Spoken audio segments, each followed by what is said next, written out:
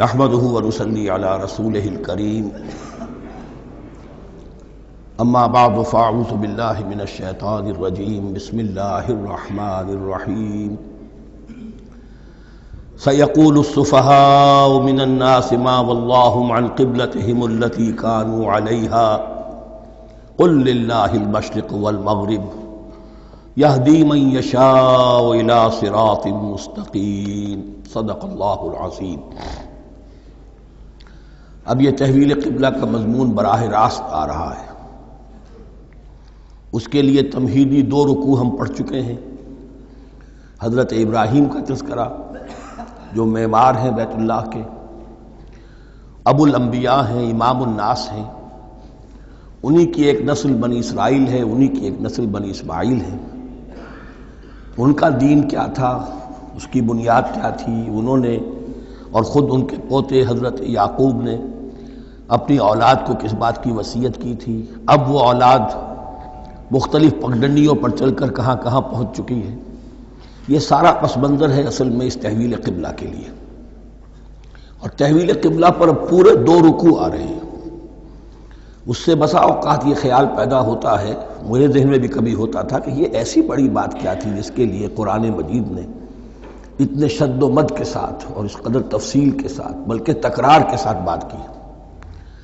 تو اصل میں اس کو یوں سمجھیے کہ ایک خاص مذہبی ذہنیت ہوتی ہے، اور وہ مذہبی ذہنیت یہ ہوتی ہے کہ اعمال کے ظاہر پر ان کی توجہ زیادہ مرکوز ہو جاتی ہے، اعمال کی جو روح ہے زیادہ اس کی طرف توجہ نہیں ہوتی۔ عوام الناس کا معاملہ یہی ہو جاتا ہے، ظواہر پر، رسومات پر، جو ظاہری شکلیں ہیں ان کی اہمیت، جو اصل دین ہے، روح دین ہے، جو مقاصد دین ہیں، ان کی طرف توجہ نہیں ہوتی۔ نتیجہ یہ ہوتا ہے کہ ظاہر میں ذرا سا فرق انہیں بہت محسوس ہوتا ہے، ذرا سا فرق ہو گیا، کسی نے رفع یدین کر لیا، قیامت آ گئی، معلوم ہوا یہ کوئی اور ہی آ گیا ہماری مسجد میں، یہ کون ہے؟ کسی نے آمین ذرا اونچا کہہ دیا، پھر قیامت آ گئی۔ یہ ساری چیزیں جو یہ خاص ایک ذہنیت ہوتی ہے، اس ذہنیت کے پس منظر میں یہ مسئلہ چھوٹا نہیں تھا۔ ایک تو یہ کہ جو قبائلی اور قومی پس منظر تھا اس کے حوالے سے سمجھیے، مکے میں جو لوگ ایمان لائے، ظاہر بات ہے ان سب کو عقیدت تھی خانہ کعبہ کے ساتھ، خود حضور کو تھی۔ آپ روتے ہوئے نکلے ہیں اور آپ نے یہ فرمایا تھا کہ اے کعبہ مجھے تجھ سے بڑی محبت ہے، لیکن تیرے یہاں کے رہنے والے مجھے یہاں رہنے نہیں دیتے۔ پھر یہ کہ وہ جو عقیدت اور محبت تھی وہ تمام اور مسلمانوں کے دلوں میں بھی تھی۔ مدینے میں آ کر آپ نے رخ بدل دیا۔ جب تک مکے میں تھے معلوم ہوتا ہے کہ حضور جب کھڑے ہوتے تھے نماز کے لیے ہے کافی، تو آپ اس طرح کھڑے ہوتے تھے کہ بیک وقت استقبال قبلتین ہو جاتا تھا، یعنی جو جنوبی دیوار ہے ایک طرف وہ کونا ہے جس میں حجر اسود ہے، اور دوسری طرف وہ یمانی ہے، رکن یمانی جو یمن کی طرف ہے، جو جنوب مغرب کی طرف ہے، جنوب کی طرف ہے۔ ادھر کوئی شخص کھڑا ہوگا اور وہیں پر انہی کے درمیان جو ہے جب طواف کیا جاتا ہے تو دعا مانگی جاتی ہے، ربنا آتنا فی الدنیا حسنۃ وفی الآخرۃ حسنۃ وقنا عذاب النار۔ باقی پورے طواف میں آپ جو چاہیں دعا مانگے، لیکن یہاں یہ دعا ہے خاص۔ اب اگر کوئی شخص ادھر کھڑا ہو کر نماز پڑھ رہا ہے تو کعبہ تو سامنے ہے ہی، ٹھیک سیدھ میں یروشلم بھی ہے، تو استقبال القبلتین ایک ہی وقت میں 2 قبلوں کی طرف رخ ہو گیا۔ مدینہ میں آ کر معاملہ بدل گیا، مدینہ درمیان میں ہے، مکہ مکرمہ اس کے جنوب میں ہے اور یروشلم اس کے شمال میں ہے۔ اب جنوب کی طرف رخ کریں گے تو پیٹھ ہوگی یروشلم کی طرف، یروشلم کی طرف رخ کریں گے تو پیٹھ ہوگی کعبے کی طرف۔ اس میں امتحان ہو گیا ان لوگوں کا جو ایمان لائے تھے کہ آیا وہ محمد الرسول اللہ صلی اللہ علیہ وسلم کے فرمان کی پیروی کرتے ہیں یا اپنی پرانی عقیدتوں اور اپنی پرانی جو روایات ہیں ان کو زیادہ اہمیت دیتے ہیں۔ اللہ کا شکر ہے جو لوگ مکے سے آئے تھے ان کی اتنی تربیت ہو چکی تھی کہ ان میں سے کسی کے لیے کوئی مسئلہ پیدا نہیں ہوا۔ اقبال کا وہ مصرع پھر سنا رہا ہوں، بمصطفیٰ برساں خیش را کے دی ہماؤست اگر بہو نہ رسیدی تمام بولا بیست۔ حالانکہ قرآن مجید میں کہیں منقول نہیں ہے کہ اللہ نے حکم دیا تھا، ہو سکتا ہے اللہ نے حضور کو وحی خفی کے ذریعے سے حکم دیا ہو، لیکن وحی جلی میں کہیں نہیں ہے کہ آپ کو حکم دیا گیا ہو کہ اب یروشلم کی طرف رخ کر کے نماز پڑھیے۔ یہ امتحان ہو گیا کہ رسول کا اتباع کتنا کچھ ہے۔ اب جب یہ حکم آیا، اب امتحان ہو گیا جو مدینے میں رہنے والے جو ایمان لائے تھے ان کا، اس لیے کہ یہاں یہودی بھی تھے، بعض ان میں سے ایمان لائے۔ عبداللہ ابن سلام رضی اللہ تعالیٰ عنہ تھے، ان کو علماء میں سے تھے، لیکن جو اور دوسرے لوگ تھے وہ بھی زیر اثر تھے یہود کے علماء کے، ان کے دل میں بھی یروشلم کی عظمت تھی۔ اب جب انہیں رخ کرنا پڑا تو یہ ان کے ایمان کا امتحان ہو گیا۔ تو یہ بڑا امتحان تھا اس میں کہ جو سب کے لیے مثبت تھا، اور مسلمانوں میں سے بعض لوگوں کے دلوں میں یہ خیال بھی پیدا ہوا ہوگا اگر اصل قبلہ یہ تھا تو ہم نے اب تک جو نمازیں پڑھی ہیں وہ تو پھر ہم نے غلط رخ پر پڑھی۔ ہماری اتنی سالوں کی، کسی کو ایمان لائے ہوئے 10 برس ہو گئے، ہماری ان نمازوں کا کیا بنے گا؟ وہ نمازیں ضائع ہو گئیں تو نماز تو ایمان کا رکن رکین ہے، تو بڑی تشویش پیدا ہو گئی۔ اس کے ساتھ ہی ایک مسئلہ یہ پیدا ہوا سیاسی اعتبار سے کہ یہود اب تک تو یہ سمجھ رہے تھے کہ حضور نے اور مسلمانوں نے ہمارا قبلہ اختیار کر لیا ہے، تو گویا کہ ہمارے کیمپ فالوورز ہیں، ہمارا تو انہوں نے اتباع کیا ہے، لہذا ہمیں کوئی خاص اندیشہ نہیں ان کی طرف سے۔ لیکن اب جب قبلہ بدل گیا تو ان کے کان کھڑے ہو گئے کہ یہ تو پھر کوئی نئی اب ملت ہے اور نئی امت کی تشکیل ہو رہی ہے، لہذا ان کی طرف سے مخالفت جو تھی اس کے اندر شدت زیادہ پیدا ہو گئی۔ یہ سارے مضامین تھے کہ جو یہاں پر زیر بحث آ رہے ہیں۔ سَيَقُولُ السُّفَهَاءُ مِنَ النَّاسِ، بہت غیر معمولی ہے اس کا آغاز ہی اس آیت کا۔ ان قریب کہیں گے لوگوں میں سے احمق اور بے وقوف لوگ، ما وَاللَّهُ مَنْ قِبْلَتِهِمُ الَّتِي كَانُوا عَلَيْهَا، کس چیز نے پھیر دیا انہیں اس قبلے سے کہ جس پر یہ تھے۔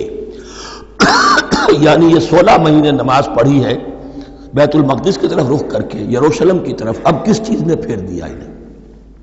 قُلْ لِلَّهِ الْمَشْرِقُ وَالْمَغْرِبُ، دیکھیے وہی الفاظ جو 14ویں رکوع میں آئے تھے جو تمہید بن رہے تھے، کہہ دیجئے کہ اللہ ہی کے لیے ہے مشرق اور مغرب۔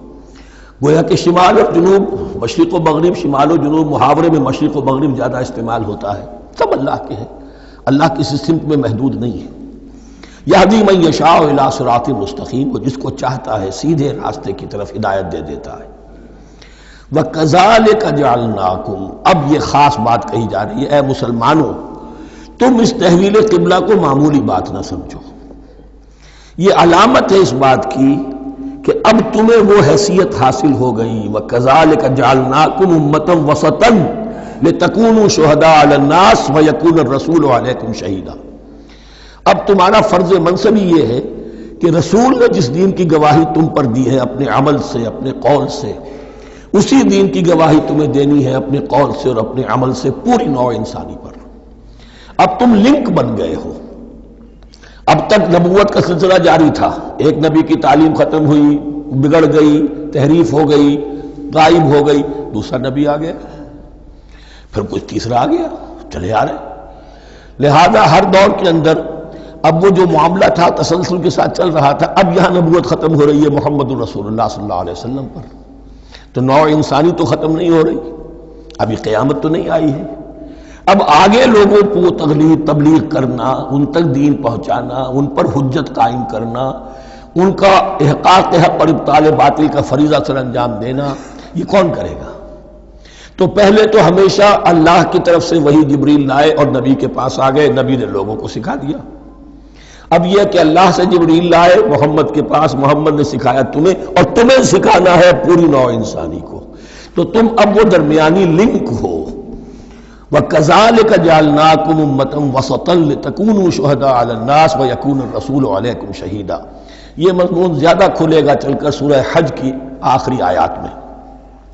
اسی طرح سے مراد یہ کہ تحویل قبلہ ایک مظہر ہے اس کا، اس سے اب تم اپنی ذمہ داریوں کا اندازہ کرو، صرف خوشیاں نہ مناؤ، جشن نہ مناؤ، بلکہ یہ کہ یہ ایک بہت بڑی ذمہ داری کا بوجھ ہے جو تم پر آ گیا۔ کبھی ہم نے اپنے بندے محمد کے کاندھوں پر جب یہ بوجھ رکھا تھا تو ان سے بھی کہا تھا صلی اللہ علیہ وسلم، اِنَّا سَنُلْقِي عَلَيْكَ قَوْلًا ثَقِيلًا، اے نبی ہم آپ پر ایک بھاری بات ڈالنے والے ہیں۔ وہی بھاری بات بہت بڑے پیمانے پر اب تمہارے کندھوں پر آ گئی ہے۔ وَكَذَلِكَ جَعَلْنَاكُمْ أُمَّةً وَسَطًا لِتَكُونُوا شُهَدَاءَ عَلَى النَّاسِ وَيَكُونَ الرَّسُولُ عَلَيْكُمْ شَهِيدًا وَمَا جَعَلْنَا الْقِبْلَةَ الَّتِي كُنْتَ عَلَيْهَا، اور ہم نے نہیں قرار دیا تھا اس قبلے کو جس پر کہ اے نبی آپ پہلے تھے. یعنی یہ دو طرح کی بات ہو سکتی ہے، وہی خفی سے اللہ نے فرمایا ہو کہ اے محمد اب کچھ عرصے کے لیے یروشلم کی طرف رخ کر کے نماز پڑھو، وہی جلی میں نہیں ہے. اور یہ بھی ہو سکتا ہے یہ حضور کا اجتہاد ہو اور اسے اللہ نے قبول فرما لیا ہو. دونوں باتوں کا امکان موجود ہے. حضور کے اجتہاد پر اگر اللہ کی طرف سے نفی نہ آئے تو وہ گویا اللہ کی طرف سے. وما جعلنا القبلة التي كنت عليها إلا لنعلم من يتبع الرسول ممن ينقلب على عقبيه.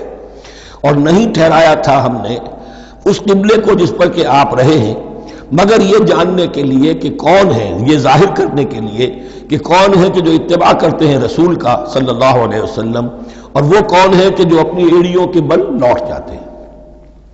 یعنی مدینے میں آ کر اگر کوئی مکے کا مسلمان کہتا صاحب یہ قبلہ مجھے قبول نہیں ہے، وہ واپس ہو جاتا. ایسا ہوا نہیں.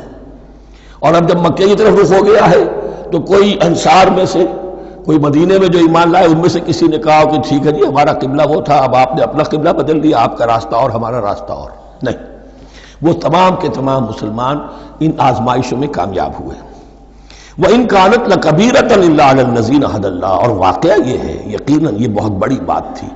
اس طرح قبلے کے اندر تبدیلی قبول کر لینا آسان بات نہیں ہوتی، بڑا حساس مسئلہ ہوتا ہے، مگر ان کے لیے کہ جن کو اللہ نے ہدایت دی.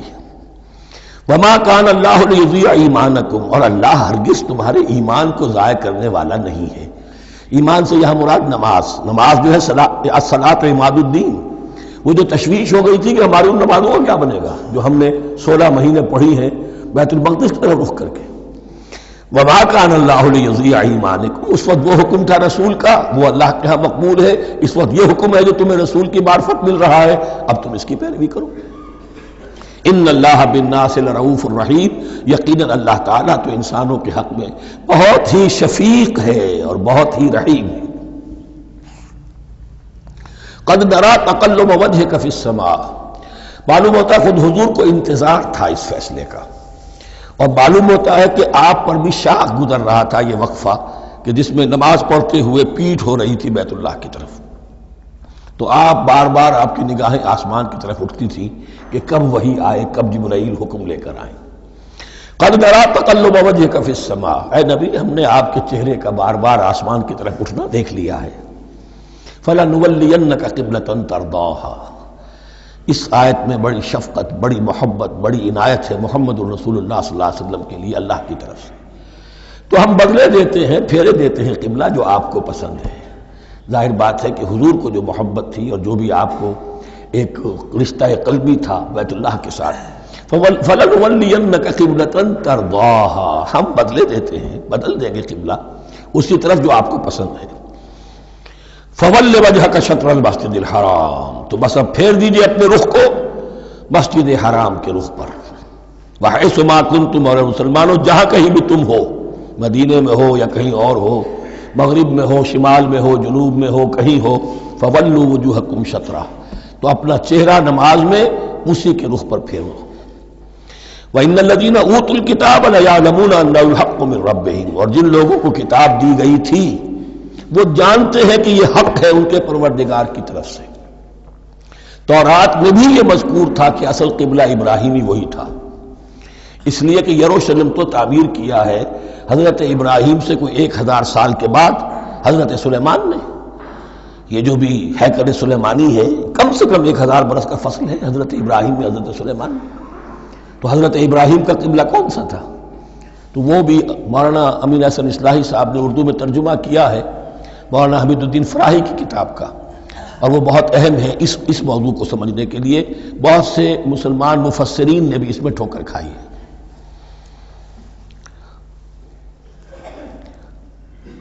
ان الذين اوتوا الكتاب ليعلمون انه الحق من ربهم وما الله بغافل عما يعملون. اور اللہ غافل نہیں ہے اس سے کہ جو وہ کر رہے ہیں. ولئن اتيت الذين اوتوا الكتاب بكل آية ما تبعوا قبلتك. اے نبی آپ ان اہل کتاب کو اگر تمام دلائل بھی دے دیں گے، تمام نشانیاں بھی دکھا دیں گے، تب بھی یہ آپ کے قبلے کی پیروی نہیں کریں گے. وما انت بتابع قبلتهم. اور نہ ہی اب آپ پیروی کرنے والے ہیں ان کے قبلے کی. یہ تو لکم دینکم ولی دین والا معاملہ ہو گیا. وما بعضهم بتابع قبلۃ بعض، حد یہ ہے کہ یہ خود جو ہے آپس میں ایک دوسرے کے قبلے کی پیروی نہیں کرتے.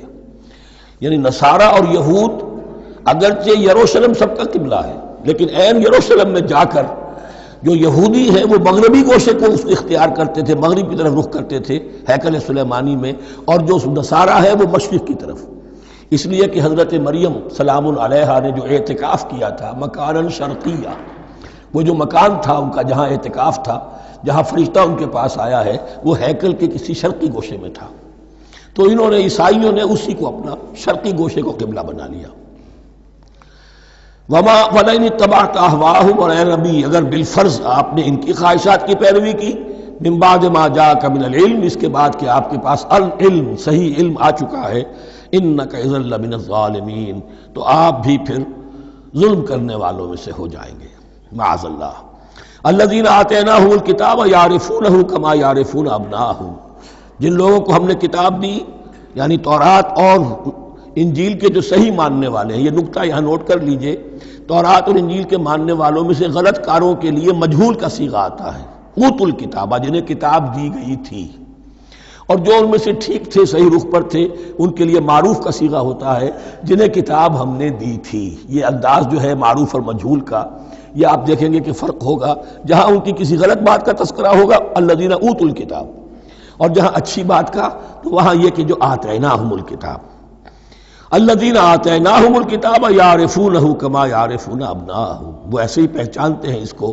ہو کی ضمیر قبلے کی طرف بھی ہے، اور ہو کی ضمیر محمد الرسول اللہ کی طرف بھی ہے، ہو کی ضمیر قرآن کی طرف بھی ہے.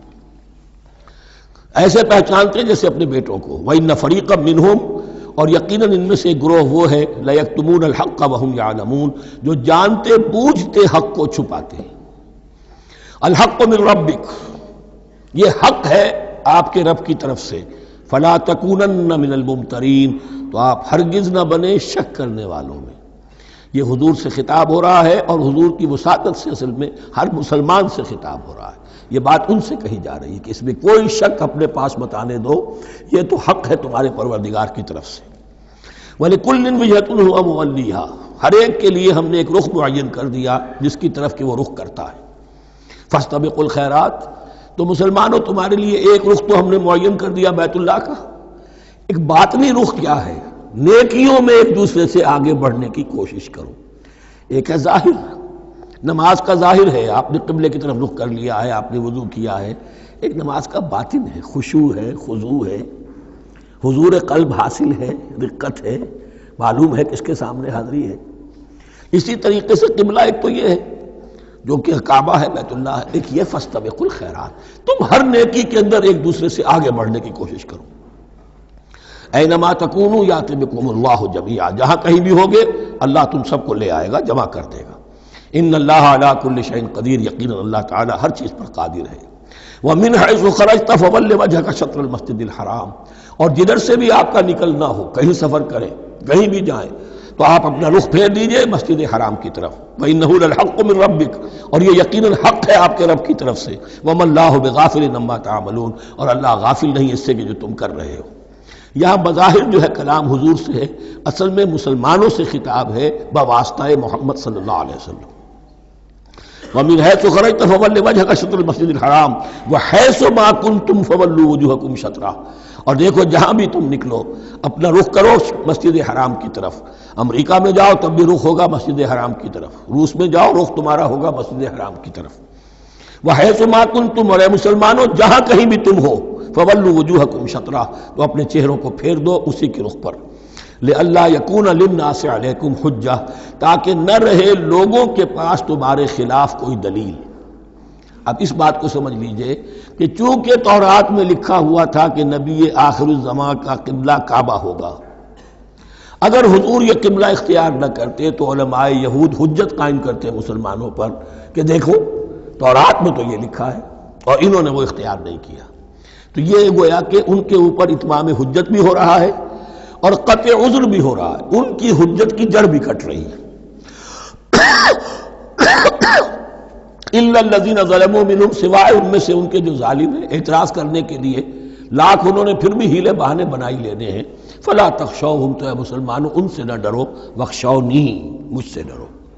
وَلِأُتِمَّ نِعْمَتِي عَلَيْكُمْ، اور یہ جو تحویل قبلہ ہوئی ہے اور محمد الرسول اللہ صلی اللہ علیہ وسلم کی بعثت کی بنیاد پر ایک نئی امت کو شکل دی جا رہی ہے اور اسے اب امامت الناس سے سرفراز کیا جا رہا ہے، وراثت ابراہیمی اب اسے منتقل ہو گئی ہے، یہ اس لیے ہے وَلِأُتِمَّ نِعْمَتِي عَلَيْكُمْ، اپنی نعمت میں تم پر اس کا اتمام فرما دوں، مکمل کر دوں، وَلَعَلَّكُمْ تَهْتَدُونَ، اور تاکہ تم ہدایت یافتہ بن جاؤ۔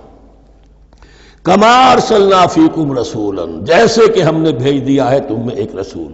اب یہ دعا ابراہیم و اسماعیل یاد کر لیجئے، ربنا وبعث فیہم رسولا منہم یتلو علیہم آیاتک ویعلمہم الکتاب والحکمت ویزکیہم۔ اب گویا کہ وہاں تو دعا تھی اور یہ 3000 سال کے بعد اس دعا کا ظہور ہو رہا ہے بعثت محمدی کی شکل میں۔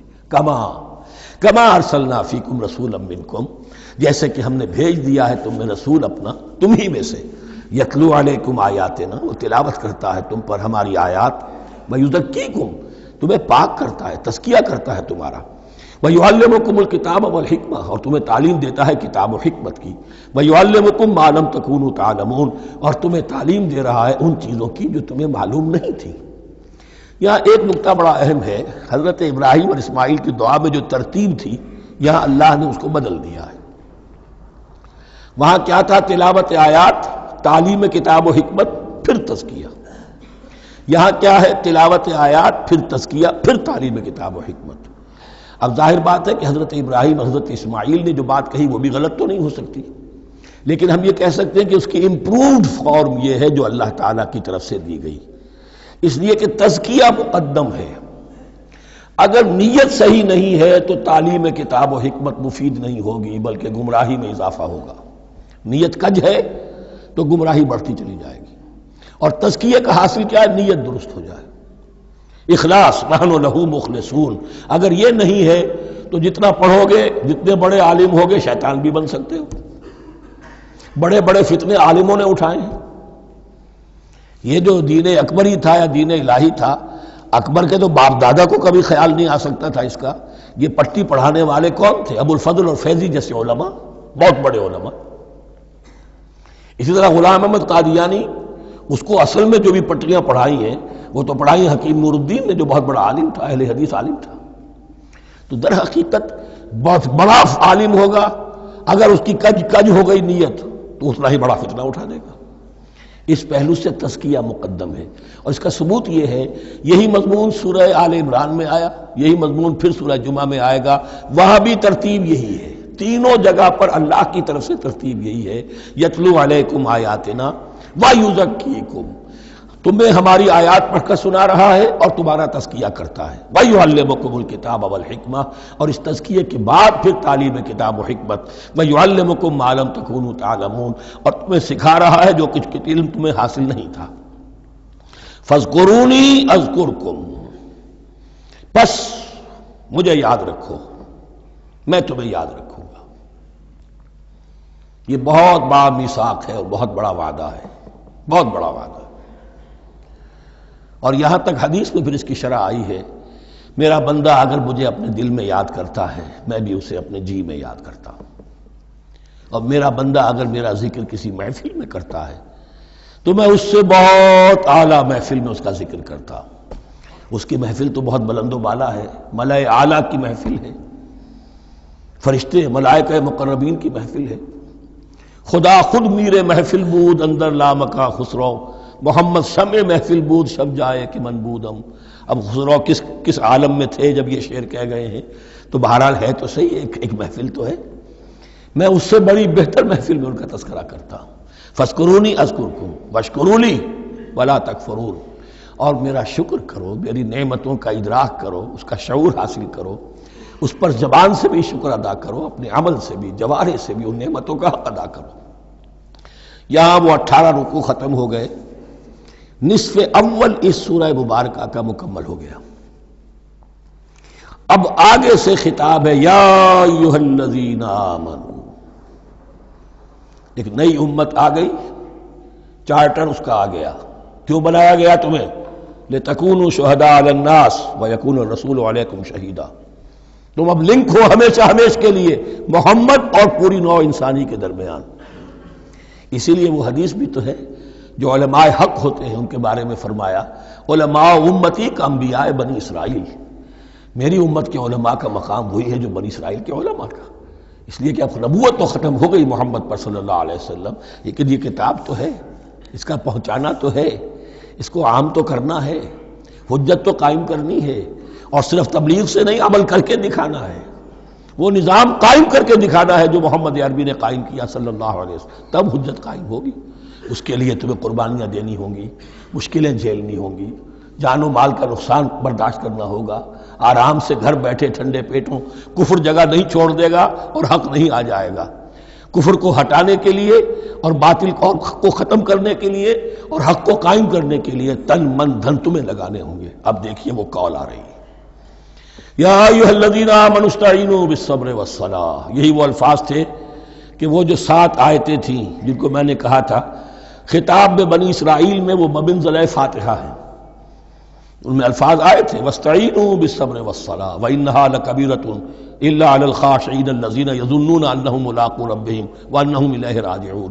اب وہی خطاب یہاں ہو رہا ہے، یا ایھا الذین آمنوا استعینوا بالصبر والصلاۃ، یہ میں بیان وہاں کر چکا ہوں، ان اللہ مع الصابرین، جان لو کہ اللہ صبر کرنے والوں کے ساتھ ہے۔ اس بیعت سے کیا مراد ہے؟ ایک بات تو متفق علیہ ہے، اللہ کی مدد، اللہ کی تائید، اللہ کی نصرت ان کے شامل حال ہے۔ باقی یہ کہ اللہ تعالیٰ جہاں کہیں بھی ہم ہیں ہمارے ساتھ ہے، کس طرح ہے یہ ہم نہیں جانتے، لیکن یہ فرمایا اس نے کہ میں تو تمہاری دگے جان سے بھی زیادہ قریب ہوں۔ وَلَا تَقُولُوا لِمَنْ يُقْتَلُ فِي سَبِيلِ اللَّهِ أَمْوَاتٌ، اب پہلے ہی قدم پر قتل کی بات آ گئی۔ شرط اول قدم ہی نست کہ مجنون باشی، پہلا قدم یہ ہے جانے دینے کے لیے تیار ہو جاؤ۔ وَلَا تَقُولُوا لِمَنْ يُقْتَلُ فِي سَبِيلِ اللَّهِ أَمْوَاتٌ، مت کہو ان کو کہ جو اللہ کی راہ میں قتل ہو جائیں مردہ، وہ مردہ نہیں ہے، بل احیاء، وہ زندہ ہے، وَلَٰكِن لَا تَشْعُرُونَ، لیکن تمہیں اس کا شعور نہیں ہے۔ شہداء جو اللہ کی راہ میں قتل ہو جائیں ان کے لیے یوم آخر تک کا انتظار نہیں ہے، ان کی براہ راست جنت میں داخلہ ملتا ہے۔ قیل ادخل الجنہ قال یا لیت قومی یعلمون بما غفر لی ربی وجعلنی من المکرمین، وہاں تاخیر نہیں ہے، لہذا وہ تو زندہ ہے۔ یہی مضمون پھر آئے گا سورہ آل عمران میں اور زیادہ نکھر کر، وَلَنَبْلُوَنَّكُمْ بِشَيْءٍ مِّنَ الْخَوْفِ وَالْجُوعِ۔ اب یہ ہے کہ پہلے سے دکھا دیا، اللہ تعالیٰ دھوکہ نہیں دینا چاہتا۔ دیکھ لو جس راہ میں قدم رکھا ہے اب آزمائشیں آئیں گی، تکلیفیں آئیں گی، رشتہ دار ناراض ہوں گے، بیوی شوہر سے لڑے گی، شوہر بیوی سے لڑے گا، اولاد والدین سے جدا ہوگی، یہ سب کچھ ہوگا، فساد ہوگا، فتور ہوگا، تصادم ہوگا، جان و مال کا نقصان ہوگا۔ وَلَنَبْلُوَنَّكُمْ، ہم لازماً آزمائیں گے تمہیں، بِشَيْءٍ مِّنَ الْخَوْفِ، خوف کی کیفیت سے، وَالْجُوعِ، بھوک، فاقے، کیسے کیسے فاقے آئے ہیں، کیا ہوا ہے غزوہ احزاب میں، کیا ہوا ہے جو اس سے بعد جو جیش العسرہ ہے، تبوک کی جنگ ہے، وَنَقْصٍ مِّنَ الْأَمْوَالِ وَالْأَنفُسِ وَالثَّمَرَاتِ، اور نقصانات ہوں گے مالی بھی جانی بھی، اور ثمرات۔ اب ثمرات یہاں دو معنی دے رہا ہے، چونکہ مدینے والوں کی جو تھی اصل جو ان کی معیشت تھی وہ زرعی تھی، پھل، خاص طور پر کھجور، یہ ان کی پیداوار تھی، جسے آج کل آپ کہتے ہیں کیش کراپ جو ہے ان کی، وہ یہ تھی۔ اب ایسا بھی ہوگا کہ فصل تیار کھڑی ہے، اگر اسے اتارا نہ کھجور سے تو ضائع ہو جائے گی، اور ادھر سے تبوک کا حکم آ گیا نکلو اللہ کی راہ، یہ ساری فصل ضائع ہو جائے گی۔ امتحان ہو گیا کہ نہیں؟ اور اس کے علاوہ ایک اور کا مفہوم، انسان کچھ بہت محنت کرتا ہے، جد و جہد کرتا ہے، کیریئر بناتا ہے، اپنا ایک مقام بنا لیتا ہے اس کیریئر میں، اس پروفیشن میں، اس راستے پر آتا ہے تو کچھ اور ہی شکل اختیار کرنی پڑتی ہے۔ وہ تجارت کے زمانے میں جو محنت کی تھی، وہ کیریئر کو جمانے میں جو محنت کی تھی، وہ سارا کا سارا معاملہ جو ہے وہ کھو کر پھر اس وادی میں آنا پڑتا ہے۔ وَلَنَبْلُوَنَّكُمْ، یہ بھی ثمرات ہیں نا، محنت کے ثمرات۔ وَلَنَبْلُوَنَّكُمْ بِشَيْءٍ مِّنَ الْخَوْفِ وَالْجُوعِ وَنَقْصٍ مِّنَ الْأَمْوَالِ وَالْأَنفُسِ وَالثَّمَرَاتِ وَبَشِّرِ الصَّابِرِينَ، اور اے نبی بشارت دیجئے صابروں کو، صبر کرنے والوں کو۔ یہ کون ہے؟ الذین اذا اصابتہم مصیبۃ، وہ لوگ کہ جن کو جب بھی کوئی مصیبت آئے، قالوا انا للہ وانا الیہ راجعون، وہ کہتے ہیں ہم اللہ ہی کے تو ہیں اللہ ہی کی طرف ہمیں لوٹ جانا ہے. کل بھی جانا تھا، آج چلے جائیں، حاضر ہیں، جتنی جلدی بلا لیں. نشان مرد مومن باتوں گویم جو مر گایا تبسم بر لبے اوست. مرد مومن کی تو نشانی یہی ہے کہ جب موت آئے تو مسرت کے ساتھ اس کے چہرے پر، اس کے ہونٹوں پر مسکراہٹ ہو. یہ ایمان جو میں نے کہا تھا، لٹمس ٹیسٹ یہ ہے کہ بندہ مومن اس دنیا میں زیادہ رہنے کی خواہش نہیں کر سکتا. لائف از اے لائبلٹی، جو لمحہ آ رہا ہے اس کا حساب دینا ہوگا. تو جتنی عمر بڑھ رہی حساب بڑھ رہا ہے. It's not an asset, it's a liability. اور الدنیا سجن المومن و جنت الکافر، یہ تو مومن کے لیے ایک قید خانہ ہے، ہاں کافروں کی جنت ہے. وبشر الصابرین الذین اذا اصابتهم مصیبۃ قالوا انا للہ وانا الیہ راجعون اولئک علیہم صلوات من ربہم ورحمہ. یہ ہیں وہ لوگ کہ جن پر ہر وقت اللہ کی عنایتوں کا نزول ہوتا رہتا ہے اور رحمت کی بارش ہوتی رہتی ہے. وَأُولَٰئِكَ هُمُ الْمُهْتَدُونَ، اور یہی لوگ ہیں ہدایت یافتہ جنہوں نے واقعتاً ہدایت کو اختیار کیا ہے. اور جو ایسے مرحلے پر ٹھٹک کر کھڑے رہ جائیں، پیچھے رہ جائیں، پیچھے بیٹھ جائیں، پیٹھ موڑ لیں، وہ گویا کہ ختم ہوا ان کا معاملہ. اب چونکہ اس معاملے میں بحث ہو گئی تھی خانہ کعبہ کی بھی، پھر اسی میں مقام ابراہیم کی بات آ گئی تھی، تو کچھ ذہنوں میں سوال پیدا ہوا کہ یہ جو حج کے مناسک میں صفا اور مروہ جو ہے، یہ بھی تو آخر اسی کا تو ان کی کیا حقیقت ہے، کوئی حقیقت ہے یا نہیں؟ فرمایا ان الصفا والمروہ من شعائر اللہ، یہ بھی اللہ کے شاعر میں سے ہے. شاعر کسے کہتے ہیں؟ وہ چیز جو شعور بخشے. تو وہ چیزیں کہ جن کے ساتھ اولو العزم پیغمبروں یا اولو العزم انسانوں، اولو العزم اولیاء اللہ کے کچھ حالات و واقعات کا کوئی ذہنی سلسلہ قائم ہوتا ہو، وہ گویا کہ شعور دلانے والے ہوتے ہیں، یاد دلانے والے ہوتے ہیں، اللہ تعالیٰ کی طرف ذہن کو لے جانے والے ہوتے ہیں. اس اعتبار سے شاعر. ان الصفا والمروہ من شعائر اللہ فمن حج البیت او اعتمر فلا جناح علیہ ان یطوف بہما. تو جو کوئی بھی ہمارے گھر کا حج کرے، بیت اللہ کا حج کرے یا عمرہ کرے، اعتمر، فلا جناح علیہ، تو کوئی حرج نہیں ہے اس پر، ان یطوف بہما، کہ ان دونوں کا بھی طواف کرے. وہ جو 7 چکر لگائے جاتے ہیں، ان الصفا والمروہ. ومن تطوع خیرا، جو شخص جان بوجھ کر بھلا کام کرتا ہے، فإن اللہ شاکر علیم، تو جان لو اللہ بڑا قدردان ہے. اب شکر انسان کرتا ہے تو اس کے معنی کیا ہوں گے؟ احسان مند ہونا. وہی شکر اللہ کرتا ہے شکور، اس کے کیا معنی ہوں گے؟ قدردانی. میرے بندے نے یہ کام کیا، میرے بندے نے میرے لیے یہ محنت کی، یہ قربانی دی. ان اللہ شاکر علیم، اور جانتا ہے، چاہے کسی اور کو پتہ نہ چلے، اسے تو معلوم ہے. اگر تم نے اللہ کی رضا جوئی کے لیے کسی کو کوئی مالی مدد دی ہے اس حال میں کہ جو کچھ داہنے ہاتھ نے دیا ہے بائیں کو بھی خبر نہیں ہونے دی، کجا یہ کہ کسی اور انسان کے سامنے اس کا تذکرہ ہو، تو اب یہ جو ہے اللہ کے تو علم میں ہے. اگر تو اللہ سے اجر و ثواب چاہتے ہو تو اس کا ڈنڈورا پیٹنے کی کوئی ضرورت نہیں. اور اگر تم نے لوگوں کو دکھانے کے لیے کیا تھا تو وہ تو شرک ہو گیا، لائبلٹی ہو گئی. ان الذین یکتمون ما انزلنا من البینات. اب یہاں پھر کچھ آخری یوں سمجھیے کہ یہ اب جس کو کہتے ہیں موپنگ اپ آپریشن، بات مضمون تو پورا ختم ہو گیا لیکن کچھ نہیں صحیح چیزیں ابھی ہیں سابقہ امت مسلمہ کے بارے میں کہنے کی، وہ مزید ایڈ کی جا رہی ہیں. ان الذین یکتمون ما انزلنا من البینات والہدی من بعد ما بیناہ للناس فی الکتاب اولئک یلعنهم اللہ یلعنهم اللاعنون. یقیناً وہ لوگ جو چھپاتے ہیں اس شے کو جو ہم نے نازل کی ہے بینات میں سے اور ہدایت میں سے، اس کے بعد کہ ہم نے ان کو واضح کر دیا ہے لوگوں کے لیے کتاب میں، وہ لوگ ہیں کہ جن پر لعنت کرتا ہے اللہ، اور لعنت کرتے ہیں تمام لعنت کرنے والے.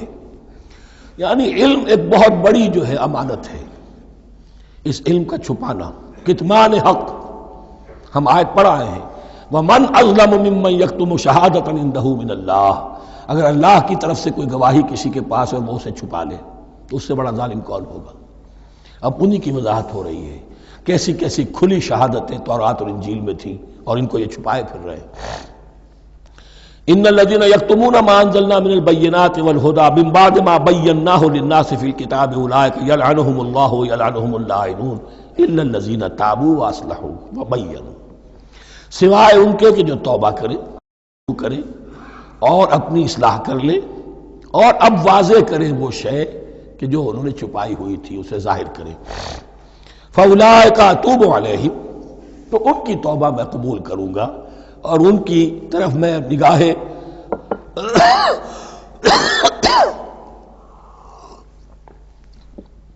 نگاہ التفات میں اپنی پھر ان کی طرف متوجہ کر دوں گا.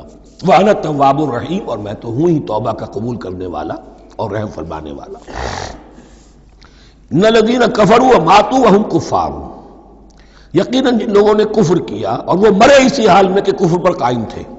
اولئک علیہم لعنۃ اللہ والملائکۃ والناس اجمعین، ان پر تو لعنت ہے اللہ کی بھی اور فرشتوں کی بھی اور تمام انسانوں کی بھی. خالدین فیہا، اس لعنت کی کیفیت میں وہ اب ہمیشہ رہیں گے. لا یخفف عنہم العذاب، نہ ان پر سے عذاب کے اندر کوئی کمی کی جائے گی. ولا هم ینظرون، نہ انہیں کوئی مہلت ملے گی کہ عذاب کا تسلسل ذرا سی دیر کے لیے وقفہ ہو جائے، سانس لینے کی مہلت مل جائے.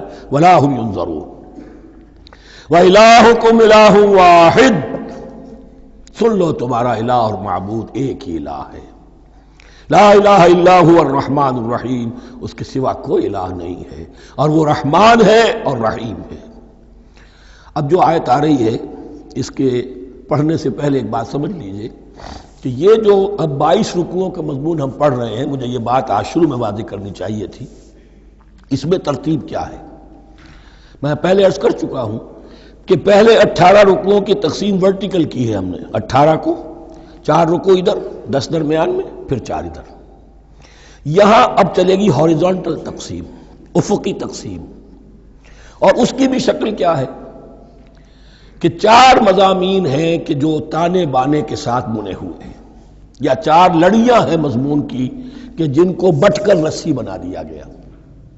وہ 4 مضامین کیا ہیں؟ مسلمانوں سے خطاب میں ان کے لیے عبادات اور احکام اور شرائع، یہ واجب ہے، یہ کرنا ہے، یہ حلال ہے، یہ حرام ہے، نماز فرض ہے، روزہ فرض ہے، وغیرہ وغیرہ. اور 2 لڑیاں جہاد، جہاد بالمال، جہاد بالنفس. جہاد بالنفس کی آخری انتہا قتال ہے، جہاں انسان نقد جان ہاتھ پر رکھ کر، ہتھیلی پر رکھ کر میدان میں حاضر ہو جاتا ہے. جو جنگ میں گیا اس نے اپنے آپ کو موت کے لیے پیش کر دیا، بچ کر آ جائے تو بونس ہے. اس اعتبار سے یہ 4 جڑیں. شریعت کو 2 حصوں میں تقسیم کیجئے، عبادات اور پھر بقیہ احکام شریعت، معاملات، جن میں خاص طور پر شوہر اور بیوی کا تعلق جو ہے وہ سب سے اہم ہے. تمدن انسانی کی بنیاد وہی ہے. لہذا اس صورت میں آپ دیکھیں گے تفصیلی احکام آئیں گے آئلی قوانین کے ضمن میں. دوسری طرف جہاد بالمال یعنی انفاق، اللہ کی راہ میں خرچ کرنا، اور جہاد بالنفس جس کی آخری منزل قتال. اب یہ 4 لڑیاں اس طرح سے ہیں، فرض کیجئے ایک لال لڑی ہے، ایک پیلی ہے، ایک نیلی ہے، ایک ہری ہے. ان کو بٹ دیا گیا ہے. جب ایک طرف سے دیکھیں گے تو کٹا پھٹا نظر آئے گا رنگ. لال نظر آیا، پھر پیلا نظر آیا، پھر نیلا نظر آیا، پھر ہرا، پھر لال، پھر نیلا، پھر پیلا، پھر ہرا. تو ایسا معلوم ہوگا جیسے کٹے پھٹے ہیں مضامین. لڑیاں کھول دیجئے، معلوم ہوگا ایک لڑی وہ بھی بڑی مسلسل ہے جہاد بالمال کی، ایک لڑی ہے جہاد بالنفس یعنی قتال کی، ایک لڑی ہے جو عبادات کی، ایک لڑی ہے معاملات کی اور شریعت کے احکام کی.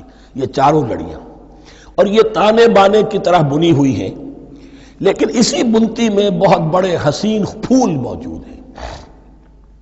طویل آیات اور طویل آیات، عظیم ترین آیات قرآن مجید کی، ان میں سے اب ایک آیت یہاں آ رہی ہے. اس کو میں نے عنوان دیا ہے آیت الآیات. ان فی خلق السماوات والارض واختلاف اللیل والنہار والفلک التي تجری فی البحر بما ينفع الناس وما انزل الله من السماء من ماء فاحیا به الارض بعد موتها وبث فيها من كل دابة وتصريف الرياح والسحاب المسخر بين السماء والارض لآیات لقوم یعقلون. اتنے فینومینا آف نیچر کسی ایک آیت میں جمع نہیں ہے قرآن میں. اللہ تعالیٰ تمام فینومینا آف نیچر کو اپنی آیتیں قرار دیتا ہے. آسمان اور زمین کی تخلیق، رات اور دن کا الٹ پھیر، مختلف جگہوں پر، اور یہ جو ستارے ہیں اور یہ جو بھی نباتات ہیں زمین کی، ان میں سے آیتیں ہی آیتیں. لیکن ان آیت الآیات کو جس طرح یہاں ایک آیت میں سمویا ہے، یہ حکمت کا ایک بہت بڑا پھول ہے، بہت بڑا پھول جو ان 4 لڑیوں کی بنتی کے اندر آ گیا ہے. یقیناً آسمان اور زمین کی تخلیق میں اور رات اور دن کے الٹ پھیر میں اور اس جہاز میں یا کشتی میں جو چلتی ہیں سمندر میں یا دریاؤں میں، وہ سامان لے کر جو لوگوں کو نفع دیتا ہے، بما ينفع الناس وما انزل اللہ من السماء من ماء، اور اس پانی میں کہ جو اللہ نے اتارا ہے آسمان سے، فاحیا به الارض بعد موتها، اور پھر اس سے وہ زندہ کر دیتا ہے زمین کو اس کے مردہ ہو جانے کے بعد. بے آب و گیا زمین پڑی تھی، بارش ہوئی ہے، اسی میں سے روئیدگی آ گئی ہے. وبث فیہا من کل دابہ، اور یہ تمام حیوانات اور چرند اور پرند جو اس کے اندر پھیلا دیے گئے ہیں. وتصریف الریاح، اور یہ ہواؤں کا چلنا جو ہے، کبھی پروا چل رہی ہے، کبھی پچھمی چل رہی ہے، کبھی مشرق سے آ رہی ہے، کبھی مغرب سے آ رہی ہے، تصریف الریاح ہے. والسحاب المسخر بین السماء والارض، اور ان بادلوں میں کہ جو معلق کر دیے گئے آسمان اور زمین کے درمیان. لآیات لقوم یعقلون، ان سب میں آیات ہیں، نشانیاں ہیں ان لوگوں کے لیے جو عقل سے کام لیں. ان کو دیکھو اور ان کے خالق کو، مدبر کو پہچانو. آیات ہیں، اور ان کے آیات کے پہچاننے کا جو عملی نتیجہ نکلنا چاہیے، اور جس کو عام طور پر لوگ نہیں پہنچ پاتے جس تک، اب اگلی آیت میں اس کا تذکرہ ہے.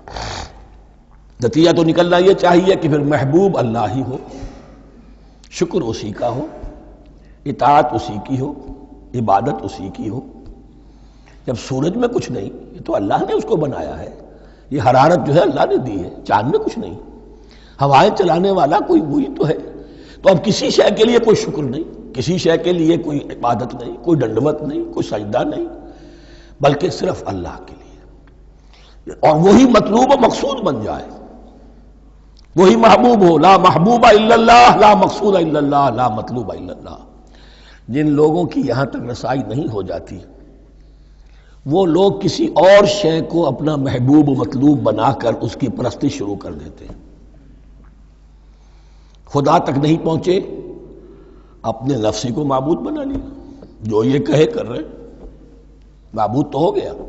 ارأیت من اتخذ الہہ ہواہ، اپنے قوم کو معبود بنا لیا، قوم کی برتری کے لیے اور قوم کی سربلندی کے لیے جانے بھی دے رہے ہیں. وطن کو معبود بنا لیا.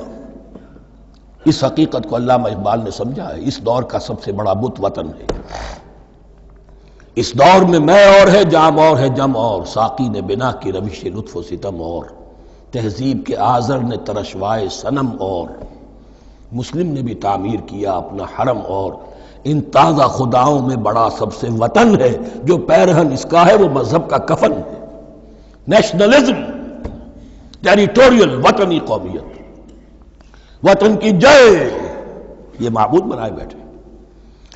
تو اب یہاں سنیے، ومن الناس، اور لوگوں میں سے کچھ ایسے بھی ہیں، من یتخذ من دون اللہ اندادا، جو اللہ کو چھوڑ کر کچھ اور چیزوں کو اس کا مد مقابل بنا دیتے ہیں.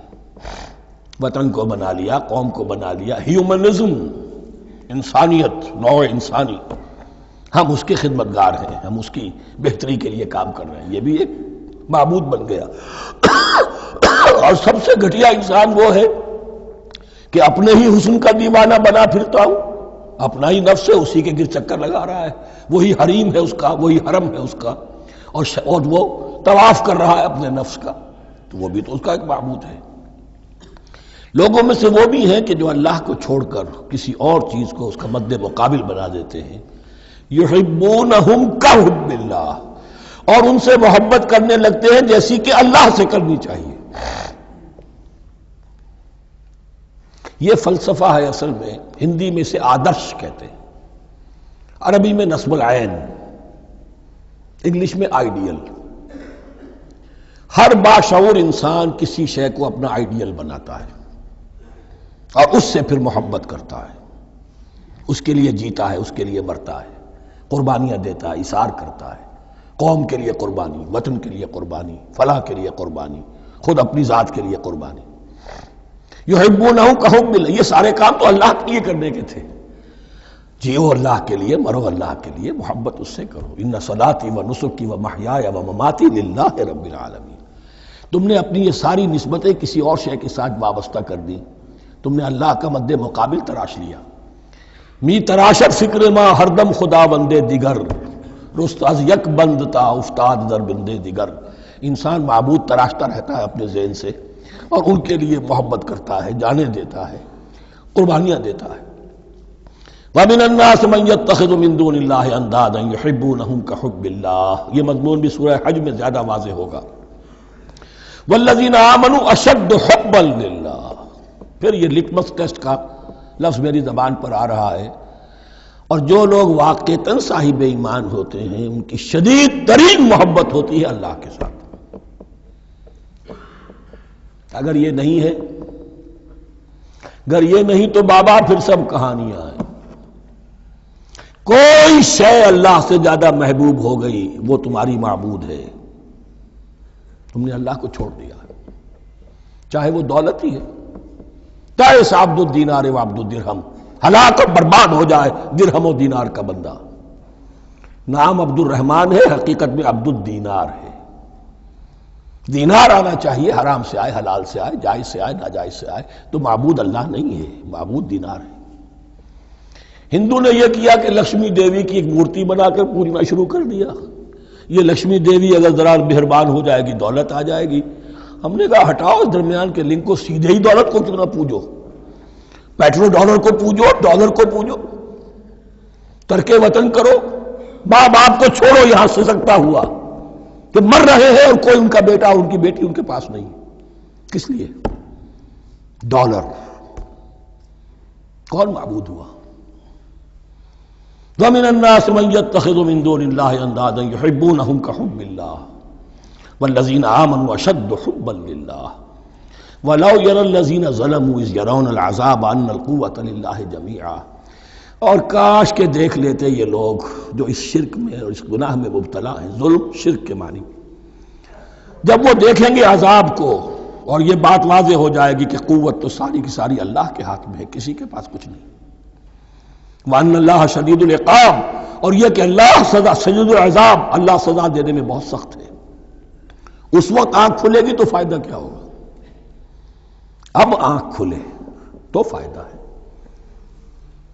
اِسْتَبَرَّأَ الَّذِينَ اتُّبِعُوا مِنَ الَّذِينَ اتَّبَعُوا. اب انسانی معاشرے کے اندر یہ ہوتا ہے، کچھ لوگ ہوتے ہیں لیڈر لوگ جو اپنے پیچھے لوگوں کو لگا لیتے ہیں، چاہے ڈیماگوگز ہوں، چاہے مذہبی جو ہے وہ مسندوں کے والی ہوں، اپنے پیچھے لگاتے ہیں. اور ان کے پیچھے لگنے والے جو ہیں وہ یہ سمجھتے ہوئے ان کی عزت بھی ہے، ان کا احترام بھی ہے، ان کے نیچے دبے بھی ہوئے، ان کا پیچھے پیچھے چلتے ہیں. قیامت کے دن وہ تبرہ کریں گے کہ تم نے ہمیں مروایا، ہم تمہاری پیروی کرتے رہے، ہم نے سمجھا تم جو کہہ رہے ہیں وہ ٹھیک ہے، ہم نے تمہیں اپنا لیڈر مانا. اب وہ اعلان برات کریں گے، اللہ ہمارا ان سے کوئی تعلق نہیں. استبرأ الذین اتبعوا، اور اس کے جواب میں پھر وہ کریں گے ہمارا تم سے کوئی تعلق نہیں. اس روز کے جن لوگوں کا اتباع کیا گیا تھا دنیا میں، لیڈر لوگ، وہ ان لوگوں سے جنہوں نے پیروی کی تھی ان سے تبرہ کریں گے. وَرَأَوُا الْعَذَابَ وَتَقَطَّعَتْ بِهِمُ الْأَسْبَابُ، اور وہ دیکھ لیں گے عذاب کو، نگاہوں کے سامنے جہنم آ جائے گی اور تمام رشتے منقطع ہو جائیں گے. یوم یفر المرء من اخیہ وامہ وابیہ وصاحبتہ وبنیہ لکل امرئ منہم یومئذ شأن یغنیہ یود المجرم لو یفتدی من عذاب یومئذ ببنیہ وصاحبتہ واخیہ وفصیلتہ التی تؤویہ ومن فی الارض جمیعا ثم ینجیہ. ہر انسان چاہے گا میرے باپ کو، بیٹے کو، بھائی کو، ماں کو، بیوی کو، اولاد کو، تمام انسانوں کو چھوڑ دو جہنم میں، خدا کے لیے کسی طرح مجھے بچا لو. تقطعت بہم الاسباب، سارے رشتے منقطع ہو جائیں گے. جن رشتوں کی وجہ سے حرام کو حلال اور حلال کو حرام کر رہے ہو، جن کی دلجوئی کے لیے حرام کی کمائی کرتے ہو، جن کی دلجوئی کے لیے دین کے راستے سے آگے نہیں بڑھ رہے ہو، دین کے راستے میں بیوی ناراض نہ ہو جائے، گھر والے ناراض نہ ہو جائیں، بتقطعت بہم الاسباب، یہ سارے رشتے یہیں تک کے لیے ختم ہو جائیں۔ وقال الذین اتبعوا، اور جو ان کے پیروکار تھے وہ کہیں گے لو ان لنا کرۃ، اگر کہیں ہمیں دنیا میں لوٹنا نصیب ہو جائے، فنتبرأ منہم کما تبرؤوا منا، تو ہم بھی ان سے اسی طرح برات کریں گے جیسے آج یہ ہم سے برات کر رہے ہیں۔ کذالک یریہم اللہ اعمالہم حسرات علیہم، اس طرح اللہ ان کو دکھائے گا ان کے اعمال حسرتیں بن جائیں گی۔ کاش کہ ہم نے سمجھا ہوتا، کاش کہ ہم نے ان کی پیروی نہ کی ہوتی، کاش کہ ہم نے ان کو اپنا لیڈر اور اپنا ہادی اور رہنما نہ مانا ہوتا۔ وما ہم بخارجین من النار، لیکن وہ اب آگ سے نکلنے والے نہیں ہوں گے۔ یا ایھا الناس کلوا مما فی الارض حلالا طیبا ولا تتبعوا خطوات الشیطان انہ لکم عدو مبین، اے لوگو زمین میں جو کچھ حلال اور طیب ہے، حلال ہے اور پاک ہے، صاف ستھری چیز اور حلال چیز وہ کھاؤ، اور شیطان کے نقش قدم کی پیروی نہ کرو، انہ لکم عدو مبین، یقیناً وہ تمہارے لیے کھلا دشمن ہے۔ یہ بحث اصل میں کھلے گی سورہ انعام میں جا کر۔ وہاں عرب میں یہ رواج تھا، بتوں کے نام پر کوئی جانور چھوڑ دیتے تھے، جیسے ہندوؤں میں بھی تھی رواج، ہم نے تو بچپن میں دیکھا ہے، کوئی سانڈ چھوڑ دیا، کسی کے کان جو ہے وہ چیر دیے، یہ فلاں بت کے لیے ہے، فلاں دیوی کے لیے ہے، اب اسے کوئی کچھ نہیں کہہ سکتا تھا، وہ جہاں چاہیں وہ منہ ماریں جا کر ان کا، اور پھر ان کا ظاہر بات ہے ان کا گوشت کیسے کھایا جا سکتا تھا۔ تو عرب میں بھی یہ رواج تھے، اور ابھی تک اس کے کچھ نہ کچھ ریزیڈول ایفیکٹس تھے۔ آباء و اجداد کی جو رسمیں چلی آ رہی ہوں وہ آسانی سے جو ہے وہ چھوٹتی نہیں ہیں، کچھ نہ کچھ اثرات رہتے ہیں، جیسے آج تک ہمارے ہاں ہندوانہ اثرات موجود ہیں۔ تو ایسے لوگوں سے کہا جا رہا ہے کہ یہ تمام حرمتیں جو تمہارے ان لوگوں نے مشرکین نے بنا لی تھی، یہ جانور حرام، یہ جانور حرام ہو گیا، اسے فلاں کے نام پر نامزد کیا ہے، اس اونٹ کی جو ہے اتنی اونٹنیوں کے ساتھ جفتی ہو چکی ہے، اب بس اس کو خالی کر دو، چھوڑ دو، نہ اس کے اوپر سواری کی جائے گی اور نہ اس کا گوشت کھایا جائے گا، یہ کوئی نہیں ہے۔ جو چیز حلال ہے اصلاً اور طیب ہے کھاؤ۔ انما یامرکم بالسوء والفحشاء، یقیناً شیطان تمہیں حکم دیتا ہے بدی کا اور بے حیائی کا، وان تقولوا علی اللہ ما لا تعلمون، اور اس کا کہ تم کہو اللہ کی طرف نسبت کر کے جو تم جانتے نہیں ہو کہ اللہ نے حرام کیا۔ بھائی تمہیں کہاں معلوم؟ کوئی دلیل لاؤ، کسی کتاب میں دکھاؤ کہ اللہ نے یہ چیز حرام کر دی۔ وَإِذَا قِيلَ لَهُمُ اتَّبِعُوا مَا أَنزَلَ اللَّهُ قَالُوا بَلْ نَتَّبِعُ مَا أَلْفَيْنَا عَلَيْهِ آبَاءَنَا، اور جب ان سے کہا جاتا ہے اتباع کرو اس کی جو اللہ نے نازل کیا ہے، قالوا وہ کہتے ہیں بل نتبع ما الفینا علیہ آباءنا، ہم تو پیروی کریں گے اس کی جس پر ہم نے پایا اپنے آباء و اجداد کو۔ اب لو کان آباؤہم لا یعقلون شیئا ولا یہتدون، کیا وہ اپنے آباء و اجداد ہی کی پیروی کرتے رہیں گے، خواہ ان کے آباء و اجداد نہ کسی بات کو سمجھ پائے ہوں نہ ہدایت یافتہ ہوئے ہوں۔ میں نے عرض کر دیا تھا کہ سورہ بقرہ میں جہاں دعوت تیسرے رکوع کی پہلی آیت شروع ہوئی، یا ایھا الناس اعبدوا ربکم الذی خلقکم والذین من قبلکم لعلکم تعقلون، وہ بھی تو مخلوق تھے جیسے تم مخلوق ہو، تم سے خطا ہو سکتی ہے ان سے بھی ہوئی، تم غلطی کر سکتے ہو انہوں نے بھی کی۔ ومثل الذین کفروا کمثل الذی ینطق بما لا یسمع الا دعاء ونداء، یہاں ذرا تمثیل کے اندر ایک پیچیدگی ہے کہ بظاہر ترجمہ تو یہ ہوگا کہ مثال ان لوگوں کی جنہوں نے کفر کیا اس شخص کی سی ہے جو پکار رہا ہے ایسی چیز کو جو نہ سنتا ہے نہ سمجھتا ہے۔ ہاں یہ پتہ چلتا ہے کہ کچھ پکار رہا ہے، جانور ہوتے ہیں انہیں اور کیا سمجھ میں آتا۔ تو یہاں پہ اصل میں تمثیل میں مراد یہ ہے کہ حضور صلی اللہ علیہ وسلم اور مسلمان ان لوگوں کو جو سمجھانے کی کوشش کر رہے ہیں ان میں سے کچھ ایسے بھی ہیں کہ جو کچھ نہیں سمجھتے، دعا اور ندا تو ہے، صم بکم عمی فہم لا یعقلون، لیکن وہ بہرے بھی ہیں، گونگے بھی ہیں، اندھے بھی ہیں، وہ عقل سے کام نہیں لیتے۔ یا ایھا الذین آمنوا کلوا من طیبات ما رزقناکم، اے اہل ایمان کھاؤ ان تمام پاکیزہ چیزوں میں سے جو ہم نے تمہیں دی ہیں، واشکروا للہ، اللہ کا شکر ادا کرو، ان کنتم ایاہ تعبدون، اگر تم واقعتاً اسی کی عبادت کرنے والے ہو۔ جیسا کہ میں نے عرض کیا سورہ الانعام میں یہ ساری چیزیں آئیں گی اور تفصیل سے۔ انما حرم علیکم المیتۃ والدم ولحم الخنزیر وما اہل بہ لغیر اللہ، بنیادی طور پر اللہ تعالیٰ نے وہ کھانے کے جو اہل عرب میں اس وقت رائج تھے ان میں سے 4 چیزوں کی حرمت کا اعلان کیا ہے، بار بار مکی صورتوں میں بار بار ہوا ہے اور یہاں پھر یہ مدنی صورت کے اندر گویا کہ آخری بار انما حرم علیکم، آخری بار نہیں بلکہ یہ پھر سورہ مائدہ میں پھر آئے گا مضمون، انما حرم علیکم المیتۃ، اللہ نے تم پر حرام کیا مردار کو، جو اپنی آپ موت مر گیا، ذبح نہیں کیا گیا، والدم، اور خون حرام ہے، نجس ہے۔ اسی لیے جو ذبح کرنے کا ہمارا طریقہ ہے وہ یہ ہے کہ صرف گردن کو کاٹا جائے تاکہ اس میں شریانے وغیرہ کٹ جائے اور اکثر جو ہے خون جسم کا نکل جائے۔ اگر جھٹکا کیا جائے جیسے سکھ کرتے تھے، ایک ہی تلوار کے وار سے گردن اڑا دی بکری کی، یا یہ کہ جیسے کہ یورپ وغیرہ میں ہوتا ہے، تو پھر وہ خون اندر رہ جاتا ہے جسم کے، اس کے اندر پھر وہ اینٹھن نہیں ہوتی اس حیوان کے جسم میں کہ جس سے خون جو ہے وہ باہر چلا جائے، تو وہ لحم الخنزیر، اور تیسری چیز ہے خنزیر کا گوشت، اور چوتھی چیز وما اہل بہ لغیر اللہ، اور وہ کہ جس پر پکارا گیا ہو کسی کا نام اللہ کے سوا۔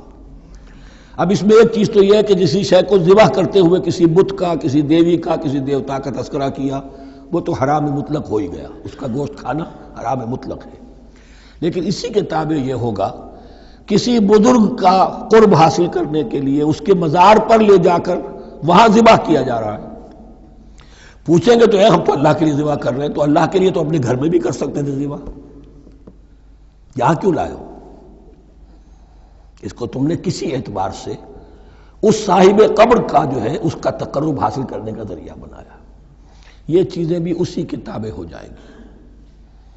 اللہ کے لیے کرنا تو ہر جگہ کر سکتے ہو، ہم تو صرف ایصال ثواب کے لیے کر رہے ہیں، تو اپنے گھر میں بیٹھ کر کرو گے تو کیا ایصال ثواب نہیں ہو جائے گا؟ ٹھیک ہے اللہ، ہم یہ خرچ کر رہے ہیں، ہم نے یہ جانور ذبح کیا ہے تیرے لیے، اس کا ثواب جو ہے فلاں کو پہنچا دے۔